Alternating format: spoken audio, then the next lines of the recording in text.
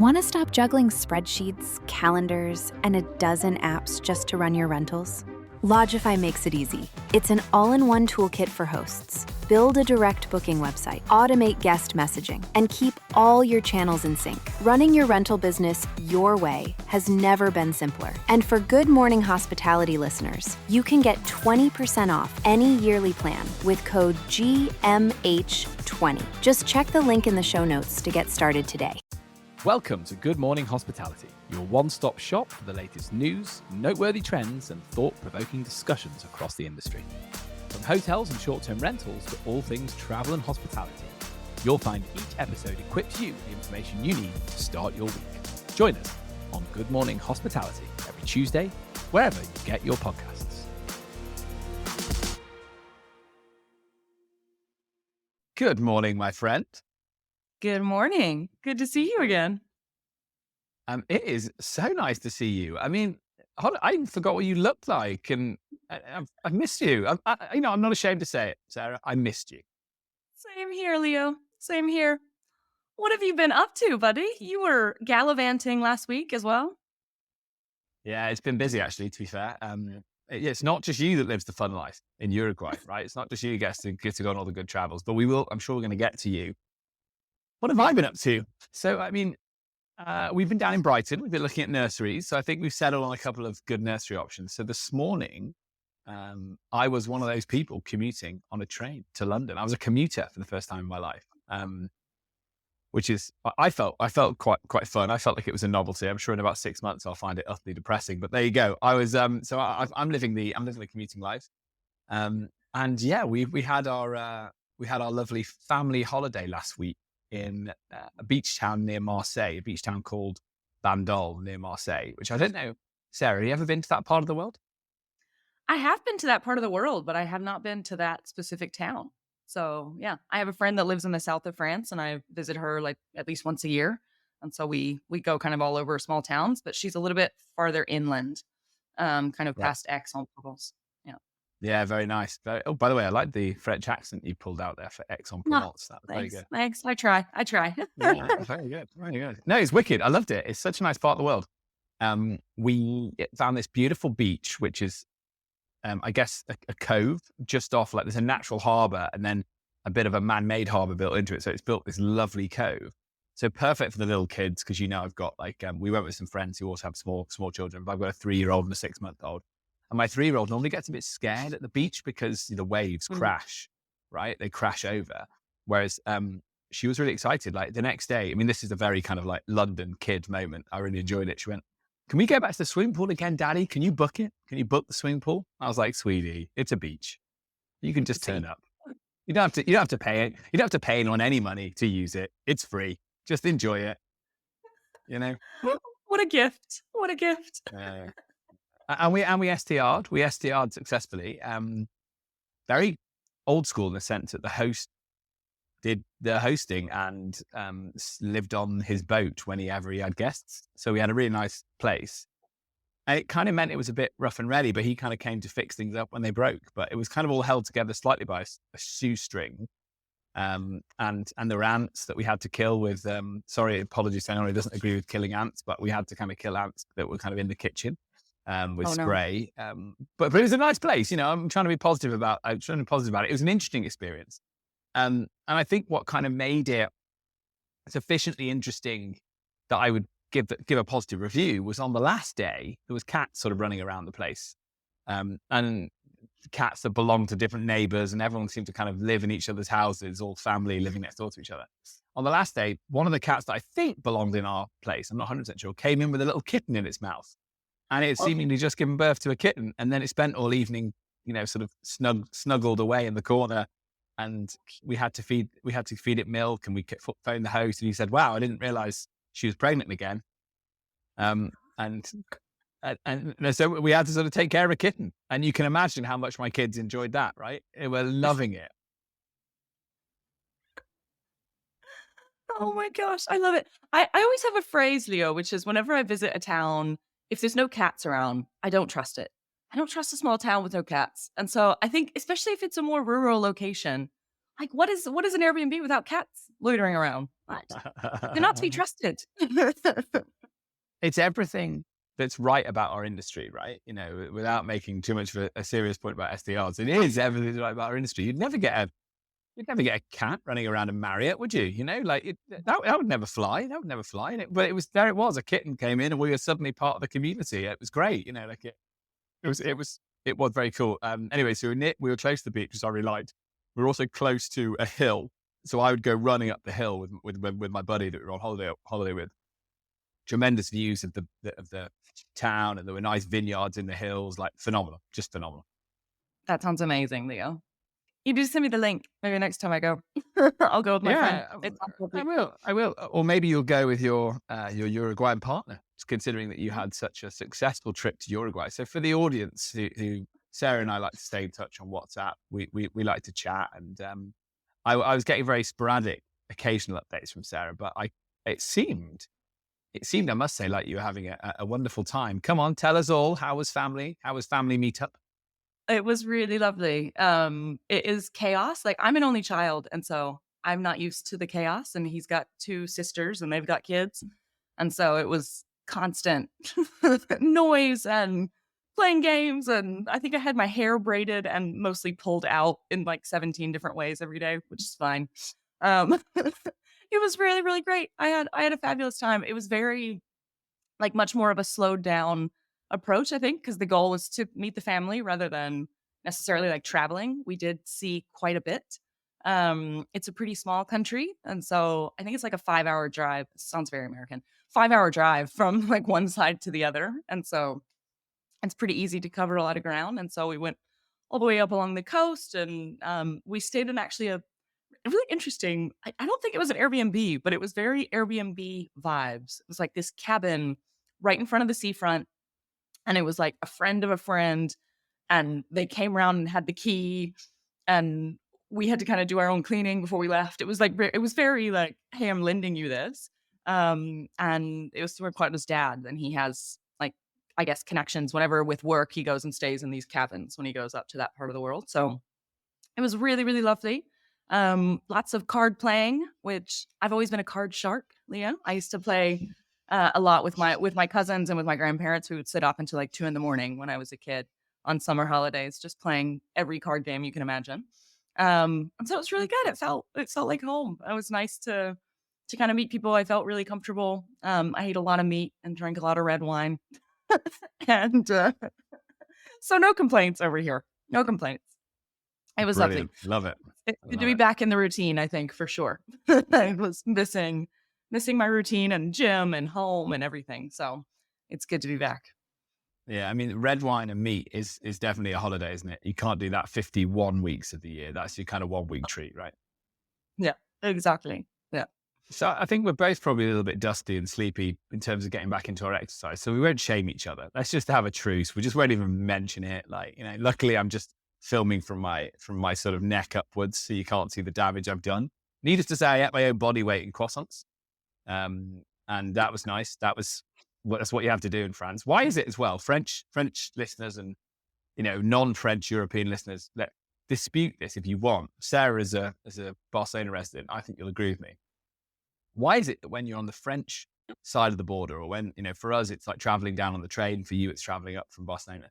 Whenever you're on the French side of the border, the breads, the pastries are like 10 times better. And then I go on that tunnel, I get out in London. Everything else is great. London's phenomenal. But the pastry's rubbish. Why can't we get it right? Butter. It's butter. That's the main ingredient in every French pastry. So much butter that, like, if you saw it, I think your arteries would clog just looking at the butter. That's the trick. Well, I did one bakery in Barcelona that had what I would consider actual French croissants, and the lady had studied in France. And everybody would go every morning and get croissants. Fabulous. I remember the first day that we discovered them, and somebody came into the office and they said, I've got great news. We don't ever have to go to France again, because what's the best thing about France? The croissants. And we found a good one. And then I went a couple of weeks ago. I was passing by on my way into the office, and I was like, oh yeah, can I have a croissant? She's like, no, I don't make them anymore. I was like, what do you mean you don't make them?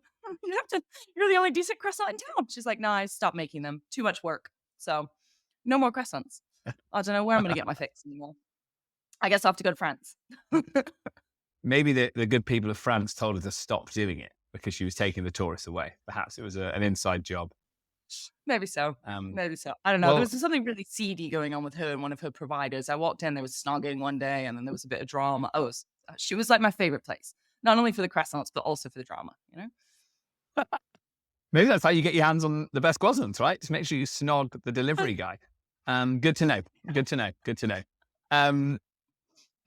There we go. That's a lifestyle choice change for me, though, of course, if I was to do that. So here we go. We're getting into conference season, which is one of my favorite times of year because it means for me it's a holiday I can take away from my family, of course. No, I'm joking, of course. If they are listening, I don't mean that. No, conference season, one of my favorite times of year, and I feel that we've got coming up, we've got Scale Paris or Scale France in November, which means it's great for me because it means I get to have my croissant fix. So, anyone that wants to get me to come to a conference, just make sure I'm being made aware of what the food options are in advance. So yeah, very excited about that. Obviously, this week we've got in 2 days' time we've got VRWS starting in Porto. Sarah, are you going? You on the plane? I'm not. No, I'm on the hang back crew this year. It's one of the beautiful things about the company growing. There's so many people now. I used to have to go to every conference, and now they're few and far between, and so that means that I enjoy them a lot more. But no, we have a wonderful crew going there this year, so I'm really excited. We've got Jamie Lane, who's going to be on the stage, our chief economist, giving us all the info and the lowdown on the data. So be on the lookout for that. And my colleague James Kinnersley is also going to be in attendance. So I'm ready to go meet up with him. He's a good guy. You'll have a good conversation, and he might sell you some data. He definitely will. Okay, great. So anyone who's listening, no, Porto is in Porto this year. It's always a really, really good event. I'm looking forward to seeing what the themes are. We will try and get some reflections. We'll try and get Antonia, who organizes the conference, to come and join us. And then, yeah, so it feels like everyone's back to work. The STR industry has taken it, the vendors and people around it have taken the summer breaks, or providers who are dealing with their clients during their peaks. It's all come back into sharp focus. So much so that I was at a short-term rental meetup a couple of nights ago in central London, which was phenomenal. So we had, I want to say, I didn't count, but we probably had about 60 or 70 people in the pub in London, organized by myself, Oliver from Wheelhouse, Jessica from Abode. And it was very, very cool. We don't do enough of them in London, but there was certainly a good energy in the room. And that was very cool. So that's my SDR highlight. That's awesome.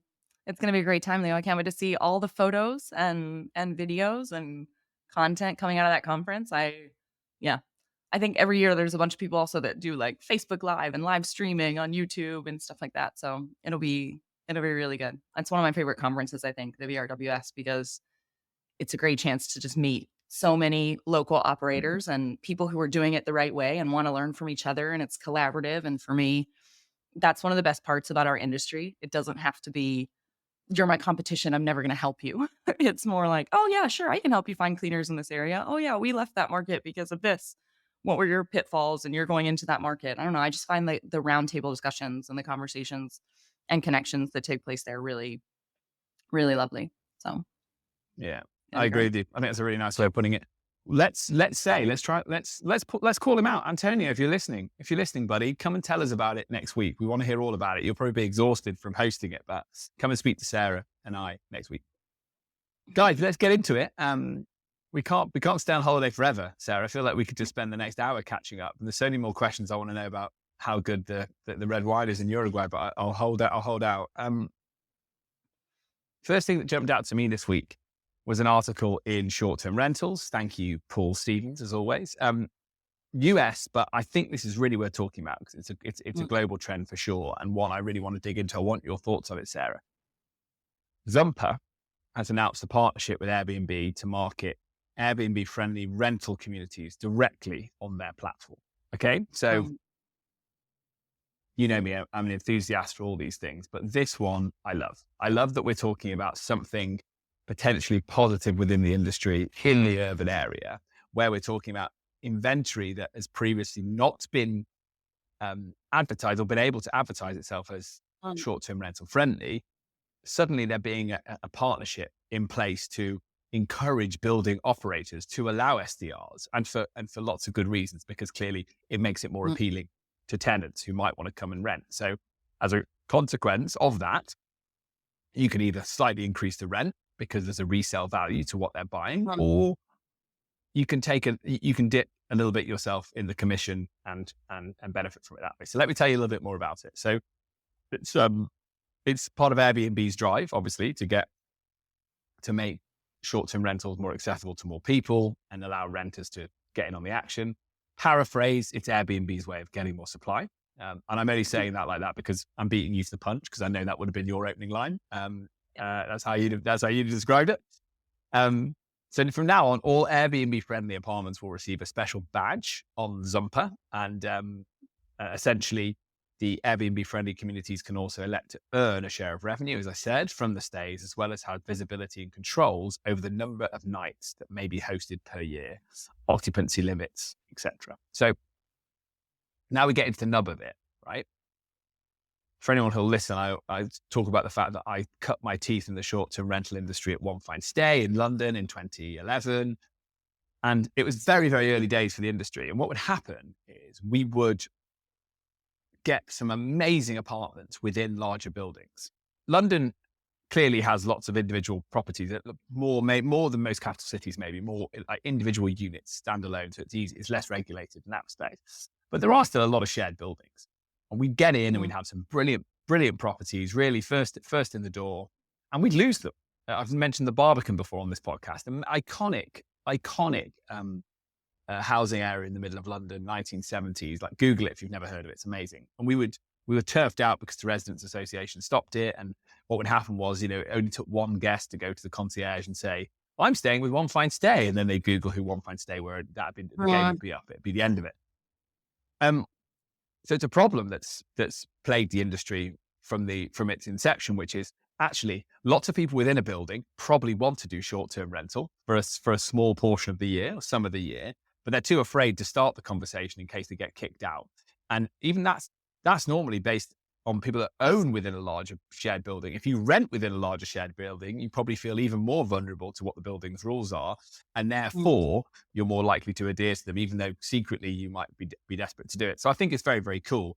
And when I was in Toronto in last August, we stayed in a building in Toronto. They had one kind of part of the building could be used for short-term rentals. So the residents there could rent out their apartments. I think it was in every tower within the development, but your key fob was slightly limited. So you got given a key fob. So, whoever the resident was would say, I've got an Airbnb guest coming. When they come, go to reception, you get given a key fob, and it didn't give you access to the lounge area. It gave you access to the gym. It didn't give you access to the pool. So I like this idea that you can set your own rules as a building and decide how you want people to use your space. So you get ahead of it, and you create rules for everybody that mean that as a tenant or a part of that community, you don't lose any of that lovely feeling you get from your building. But as a guest, you still get to experience some of it. Sidebar, we did sneak into the pool. I was wondering. Did you get kicked out? Did anyone notice? No. I mean, look. It's me topless is not a great sight. I think people wanted to stay as far away from me as possible, Sarah. Sarah, what do you think? I'm curious if this concept would actually work in Europe, because I feel like in North America, it's much more common to have an entire building either owned or managed by the same company. Whereas in most major cities throughout Europe, it's individuals that own the apartments. It's very rare, unless it's a brand new construction building, which is rare, or in kind of the outskirts, typically of the cities. It's super rare to find one company that's managing everything. I think that would be the biggest challenge with replicating that model here. And I'd be curious to see if it would work. I also wonder, are there that many buildings that have those kind of amenities that would be such a draw? Because I think for the most part, at least people I know here, if they want to do digital nomad stuff or they want to rent their apartment, they don't really do it on Airbnb because, especially at least in Barcelona, there's such a crackdown. They would never ask all the rental contracts, like as standard, at least in Spain, have this clause of no subletting. And so if you want to sublet, you have to kind of negotiate that with the owner. But for the most part, like the standard one always has that clause in there. And then also, in order to get somebody to do the key exchange and all that kind of stuff, I think it has to be one of those buildings that's managed entirely by the same company. I think in North America, it's a great concept and it works fabulously. Again, it's Airbnb's way of getting more supply. And for the management companies, it's a way to raise rents. They know that for the most part, you might have somebody who is a digital nomad 2 months out of the year, and you have to do the key exchange 2 months out of the year, and you can raise the rent by $200 a month just because they have the option to do this. So I think, not being pessimistic, I guess, but looking at things the way I see it, it's Airbnb getting more supply. It's the management companies inflating rents, quite frankly, for the privilege of being able to do Airbnb legally. People are willing to pay a premium for that. So I don't see anything wrong with it. I just don't think it's replicable in Europe in most areas. There may be some specific buildings, but I don't think it's a concept that's going to take off here just because of the nature of ownership of buildings and properties. I think here, for the most part, you have individually owned apartments, and then you have the community, which is all of the owners of the properties. So if you're a renter, you don't get to vote on any of the community things because you're not paying for any of the expenses. I don't know. Do you see it working in Europe, Leo? I am kind of with you, but I think it raises a really interesting debate around, could this be one of the best tools we have in our box to stop overly zealous regulation in urban European areas? And I suspect it is, because it's another, and I think for the reasons you've said, I think it won't get off the ground. Or I mean, London's different. Like London's different to sort of, a small city in Italy, for example. So you can't compare the two. And maybe it would work better somewhere in Germany, potentially, or maybe it works somewhere where there's more, where there's a big business district and a more transient workforce coming in and out. Munich, for example, Frankfurt. So, there's variety for sure. But I agree. Residents associations are dominated by people that own property, and the amenity thing is definitely the case in European buildings. But it would be a fantastic defense against overly zealous regulation, because you could say to cities, look, here's a building, here's a range of tenants. When they go on their holidays, we set our own rules. They can only do it 90 nights. They can only do it 70 nights. So when they go away, they get to monetize and the tourists get to come in. Asset utilization. That's the name of the game here, guys. And they go, oh, wow, that's my voter. Suddenly, if more of my voters are doing this a little bit, then that makes me more considerate to the idea that I should be pro it, if I'm a policymaker. So it's really interesting, because I guess that's why it kind of jumped out to me. I thought, wow, that could actually be incredibly useful, couldn't it? If the benefits of STR were felt by a greater amount of hosts in an urban area, suddenly that voice and that advocacy is totally different. And that's why I think it will be a real benefit to the US, because the US is further ahead than Europe anyway when it comes to individual hosts grouping together and creating associations, which is amazing. I've mentioned John Hildebrand, my buddy in Arizona, Rent Responsibly, all these guys that are bringing together, and it's sort of 3,000 members of some of these groups, and they can then lobby city governments. And they're not lobbying as hey, I'm a global tech giant based in San Francisco. They're lobbying as, this allows me to generate an extra $5,000 a year, which supplements my income. Isn't this great? So I think it's everything. It shows the opportunity in America for sure, and it shows the potential limitation that in Europe, based on the fact that buildings aren't owned by a wider company. But if there is a chance of trying to shoehorn this model in, I think policymakers in Europe should be looking at it, because I think it's a massive opportunity. And again, why would you not want to tell that good news story, which is, by the way, when the tourists come in, more of you share the benefit of it. So you don't mind them clogging up the streets a bit, because clogging up the streets in August, because you're benefiting from it, and you decide to leave and make some money, right? Yeah, totally agree. Well, let's see if it gets off the ground. I would love for it to. I think it's a really good concept. I agree with you that it's a good way to combat kind of the really strict regulations that oftentimes are not well thought out. They're just sweeping regulations or bans, as it will be. in Europe. I think could be really interesting, especially when it's something that's voted on by the wider community. I think it's a lot easier to kind of get that government backing if you have the backing of the residents, because they're the ones that if something goes wrong are going to complain anyway. So you need their buy-in if you're going to do something like that, I think. Great. Sarah, what jumped out to Awesome. you this week?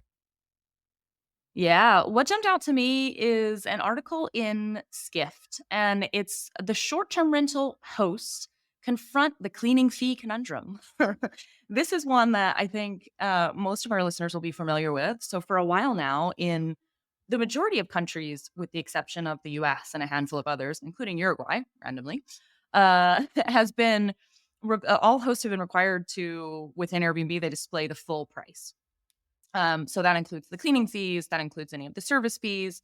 So whenever a user is searching, and I think it was France was one of the first countries to kind of launch this, and they had a rule that was like, no, you have to show the full price. And so a lot of other European countries started coming down with this type of ruling, and people in Europe are more used to that. I think most of the other OTAs and most of the other booking platforms typically show you the full price. You can later see the breakdown once you get into the listing, but people want to know what they're going to pay before they dive in.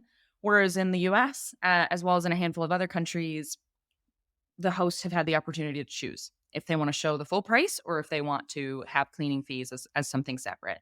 So traditionally, I think when Airbnb first got started, cleaning fees were a great way to earn additional revenue because people would look at the prices on the map or within the filters. And then once they go in and they've seen the photos of the property and they've fallen in love with it, and oh gosh, I really want to stay there. And isn't that a nice pool? Oh, $150 cleaning fee. Wow, whatever, you know? And so that was kind of the concept initially. And it was a great way to earn some additional revenue. I think as this concept started getting more widespread in Europe, now Airbnb has basically said, okay, you can have cleaning fees as separate if you want, but we are going to start displaying the full price for every single property. So now the full reservation price is going to be seen. And this leaves a lot of hosts in particular wondering, do they even need the cleaning fee as a separate fee anymore? Or should that just be something taken into account when they're setting the nightly rate? I think if the prices are going to be displayed holistically, there's no point in having the breakdown, in my opinion. I think a lot of times that cleaning fee was, in many cases, much higher than what the actual cost of cleaning was. And I think people would come in and see that and they're like, come on, you're kind of taking the piss. It's not going to cost you. I mean, I guess it depends on where you are, right? But in most cases, it's not going to cost you 200 euros to clean this, 50 square meter flat. Let's be realistic. And so I think people did see it as a little bit of a price gouge or a way to get extra money rather than just covering costs. I don't know what that really means for kind of the future of nightly rates. I'm curious to keep an eye on it and see if it has a major impact. And at DNA, we always include the cleaning fees in the nightly rates anyway. So I'll be curious to see if the average daily rate increases after this is kind of put in place and becomes more normalized across the board or not. Or maybe it'll go down. Maybe some hosts are unclear and they're going to put just what it costs for them to clean it and try and not recoup the extra. I don't know. But it was a really interesting one for me. I think it's also a big step for Airbnb in kind of bringing everybody onto the same playing field globally. So, historically there were a bunch of exceptions in a bunch of countries where this wasn't the case, but they were slowly rolling it out in Europe and in other parts of the world. So I think it's interesting that it's now coming to everyone. I don't know. What do you think, Leo? I think that the people who were taking the mick with their cleaning fees have ruined it for everybody. So isn't it always the way? The person who's gone, oh yeah, it's £500. And then you can guarantee that the person that was charging €500 euros to clean was also saying, hey, would you mind just taking out the trash? Would you mind just putting the towels in the bath? Would you mind just mopping the porch? And would you mind cleaning my car before you leave? I don't know. I think you have to probably try and move away from them. But if you're a co-host, property manager, and they're not your listing, you don't own the listing, it's actually a really important part of your service offering, which is that you negotiate with your host, the owner of the building, the owner of the property that you're working on behalf of. You negotiate a rate for the commission that you take. And then separately, you have your cleaning fees to cover the cost of providing that service. And so for them, they're going to look at it and go, well, it's a much harder negotiation with my host, because now they're going, well, I've got to be price competitive, guys. So, if I'm looking at the total price of my listing, you need to try and do it for less, because obviously it's going to put people off if the price is too high.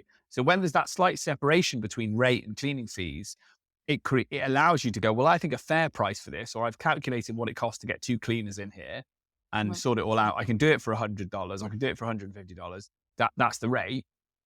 If no one takes the mick, then that system works quite well. It allows you to differentiate between what's your revenue and what's commission. Sorry, what's your commission and what's your cost of service. And that's where I see a slight challenge with it is, again, not Airbnb's problem. And as a consumer, I'm very pro the idea of seeing the overall price, because we've all made that mistake, right? Of being like, oh, that's a really good deal. And then you get into the cleaning fee and you're like, that sucks. But, with my One Fine Stay former and my former operator hat on, I go, well, I know it's bloody expensive to kind of do cleaning. And if you're suddenly negotiating with the owner over what that rate is, and they're not taking into account, for example, in London, it costs different amounts to clean a property based on what time you go and do the work, what day of the week it is, how easy it is to get around the city. So I think it's I think it's for that reason, it's another frustrating one for hosts and essentially co-hosts and property managers, because it matters to them more than it matters to someone who runs and manages their own property. But it's probably inevitable because of the fact that people do need to see pricing up front. Yeah, I think I kind of see this as Airbnb protecting much more of the actual guests than the hosts. I think we saw a lot of this in COVID with a lot of the cancellations and hosts being asked to take on those cancellations and kind of eat those fees. And I think that was a big point of contention. I think once again, it's a move to get people to book more often on Airbnb and to kind of have more loyalty with the end consumer, perhaps more so than hosts. So I'm curious to see the evolution of this, and also for guests. I am curious if nightly rates are going to have to go up significantly in order to kind of cover this, and to cover, just as you say, Leo, it's not like, okay, I have this cleaning fee and I know that this is a set cleaning fee and that is averaged over, let's say, the days of the week, or maybe you have a different cleaning fee for different days of the week. I don't know if you can even do that. But I think with the nightly rate, it's going to have to increase to cover that. So I'm curious to see what happens in the evolution of the prices over time. Yeah, I think you're right, Sarah. Just let me do a final note, slightly related to the article, but I'm drifting a little bit, which is people, please stop telling me to clean the whole apartment when I leave. God, nothing irritates me more. It cuts into your holiday, right? On the last night, you're suddenly scrabbling around. Like, it's so irritating. I'll take the bins out, sure, but I'm not, I think I'd rather just pay a cleaning fee and know that therefore I do not have to clean, because when I get home, do you know what? I have to clean when I get home. Yeah. The same thing happened to me in both of the flats that I rented when I went to France on my hiking trip last month. And I was shocked because they didn't say anything in the actual description. So you only receive this once you made the booking, like a week before you were arriving. It was like, hey, just a friendly reminder, cleaning is not included. And if you want cleaning, it's going to be like €100 or something. Like, it's a studio flat. I'm not going to pay you €100. On matter of principle, I refuse to pay you €100 to clean a studio flat. So obviously I'm going to clean it myself. But it's even if it's half an hour, it just ruins the end of your holiday, doesn't it? And then the night before you leave, you're nervous about, let's try and just make sure, like, you're brushing your hair and then you clean it all over. I don't know. It's just you're looking at everything. Don't spill crumbs, and you're always more cautious, I think, throughout the trip, rather than, obviously trying to keep things as tidy as you can, but not panicked. In my case, Sarah, rather than enjoying the arrival of a kitten into the house that everyone could enjoy, ruined if I have to suddenly clean and go, well, what do I do about it? Do I turf the kitten out as well to clean? Sarah, it's so lovely to catch up with you, my friend. What do you got going on this week? This week is pretty busy. We have our entire executive leadership team in town. We've got a bunch of folks going out to the VRWS conference. And so it's going to be a full week in the office. We have a bunch of folks from the Denver office in town.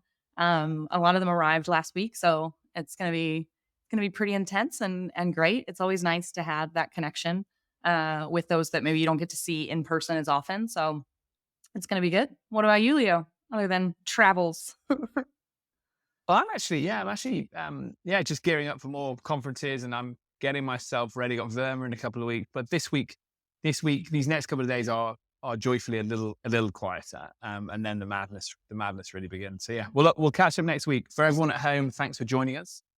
If you've enjoyed today's show, please hit like, share, or subscribe in all the usual social places, and send us an email. Let us know what you want to be talking about, what you want us to be talking about on the show. We can make sure we're hitting those topics for you. All right.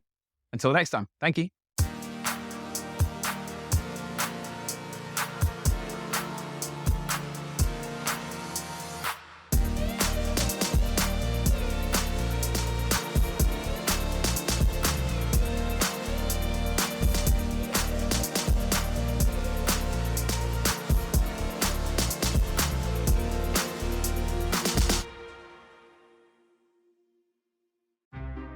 Want to stop juggling spreadsheets, calendars, and a dozen apps just to run your rentals?